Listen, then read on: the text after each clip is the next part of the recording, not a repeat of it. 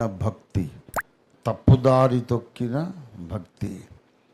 భక్తి ఎక్కువై దేవుడు ప్రేమిస్తాడు అనే నమ్మకం ఎక్కువై శిక్షిస్తాడు అనే నమ్మకం పోయింది.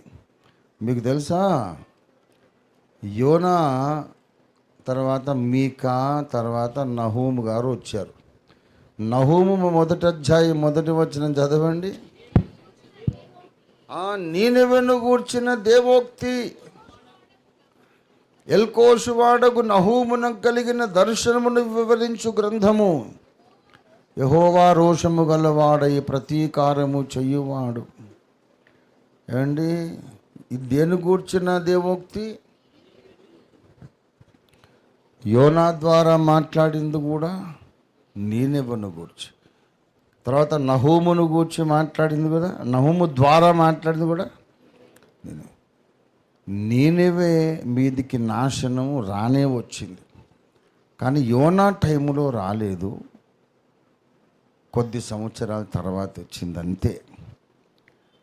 దేవునికి తెలుసు, మారు మనసు పొందినా సరే దేవుడు క్షమించలేదు అనే బ్లేమ్ దేవుని మీదికి రావద్దు. ఎప్పుడు శిక్షించటం న్యాయమో అప్పుడు శిక్షిస్తాడు.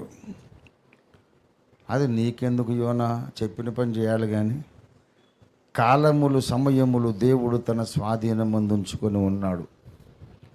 నువ్వు చెప్పిన పని చెయ్యి.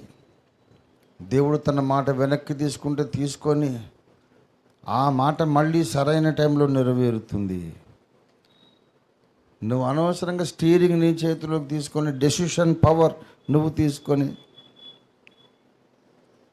దేవుని మాటను ఉల్లంఘించావు. భక్తునికి జ్ఞానం ఉండాలి, కానీ జ్ఞానము కంటే ఎక్కువ విశ్వాసం ఉండాలి. జ్ఞానము కంటే ఎక్కువ దేవుని మీద నమ్మకం ఉండాలి. జ్ఞానము కంటే ఎక్కువ విధేయత ఉండాలి.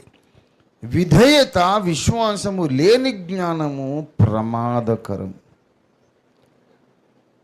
విధేయత, విశ్వాసం లేని జ్ఞానం నీ చేత తప్పులు చేయిస్తుంది. యోనా పాఠం అది.